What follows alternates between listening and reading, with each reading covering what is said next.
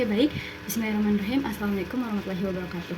Halo semuanya, balik lagi di channel YouTube aku, Adida Zara. Di video kali ini aku akan membahas satu ilmu yang aku dapatkan dari channel akun YouTube miliknya Maudy Ayunda. Kita langsung aja masuk ke pembahasannya.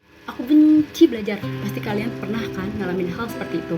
Karena kalau kita tidak suka sekolah, berarti kita juga akan malas belajar. Nah, kalau iya kita pernah ngalamin hal seperti ini, berarti ada yang salah nih dalam pengalaman belajar kita di sekolah. Nah, Maudy Ayunda mengutip satu buku yang berjudul The Learning Game yang ditulis oleh Anna Lorena Fabrega yang merupakan seorang mantan guru yang sekarang menjadi edupreneur yang sukses. Oke, buku ini juga mengupas pembahasan tentang sistem edukasi di sekolah dan juga pendidikan itu dibahas juga kalau pendidikan itu bukan hanya bermain sesuai aturan di sekolah saja, tetapi juga harus bisa menjadikan pengalaman belajar peserta didik itu lebih menyenangkan, nyata, dan mendalam agar peserta didik itu bisa menyiapkan dirinya dengan baik untuk menghadapi tantangannya di masa depan.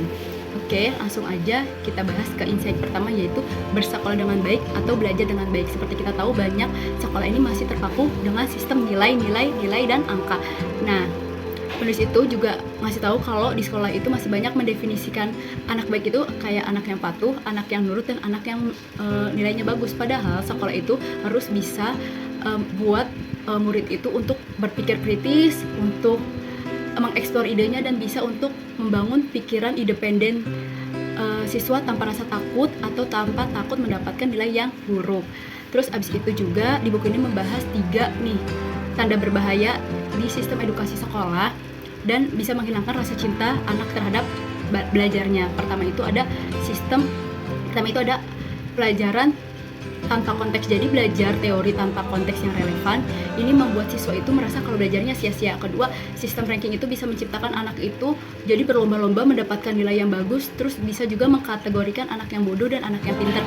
Padahal cara berpikir, cara belajar, dan talenta yang dimiliki setiap murid itu berbeda-beda. Yang ketiga itu dari problem evaluasi dan sistem penilaian. Nah, seperti kita tahu, kita kan kalau belajar itu cuma karena pengen ujian. Kalau udah ujian menguap tuh kan ilmu-ilmu yang udah kita pelajarin, tetapi itu salah, malah membuat belajar itu jadi jangka lebih pendek dan terdorong oleh faktor eksternal, bukan faktor intrinsik, seperti itu. Oke, pembahasan yang kedua itu tentang seni gagal dan berhenti. Seperti kita tahu di dunia pendidikan ataupun di dunia kerja bahwa kegagalan itu merupakan suatu hal yang sangat negatif dan hal yang harusnya dihindari, wajib banget dihindari. Padahal kegagalan itu merupakan proses yang harus kita lalui untuk bisa belajar. Nah, di penulis ini juga ngasih tahu kalau orang tua itu wajib menumbuhkan rasa berani dalam menghadapi kegagalan gitu, dan mencoba hal baru kepada anaknya agar anak itu bisa berpikir kalau misalkan apa sih yang harus kita kerjakan dengan baik, apa sih yang membuat saya gagal, dan kapan sih kita harus berhenti gitu. Karena dengan berpikir seperti itu bisa meningkatkan jiwa berani anak untuk bereksperimen dan mengeksplor lagi kayak gitu. Nah, yang ketiga itu ada biarkan anak itu memimpin dalam suatu permasalahan.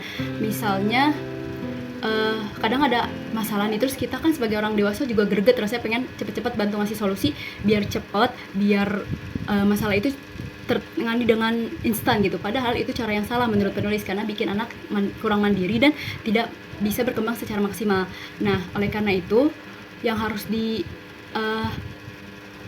orang tua itu pertama libatkan anak dan biarkan mereka memimpin masalahnya. Kedua, libatkan juga dalam pengambilan keputusan, biarin mereka ngasih idenya atau ngasih pemahamannya untuk menyelesaikan masalah. Yang ketiga, biarkan anak itu bekerja sebelum disuruh atau sebelum perintah agar dia bisa mencetuskan ide dan bisa menyelesaikan tugasnya dengan baik gitu. Terus habis itu, jadi setelah anak itu melakukan sesuatu, kita juga harus ngasih feedback. Misalkan, wow penampilanmu bagus, jangan kayak gitu, harus diganti dengan wow penampilanmu bagus, ini pasti kamu udah mempersiapkannya dengan sungguh-sungguh dan matang sebelumnya gitu. Nah, jadi feedback itu harus ada penghargaan gitu atas yang dia lakukan, agar si anak itu bukan berpikir pada hasil akhirnya saja, tetapi juga bisa berpikir kalau misalkan itu saya juga karena kegigihan saya, tekad saya seperti itu. Kurang lebihnya mohon maaf. Wassalamualaikum warahmatullahi wabarakatuh.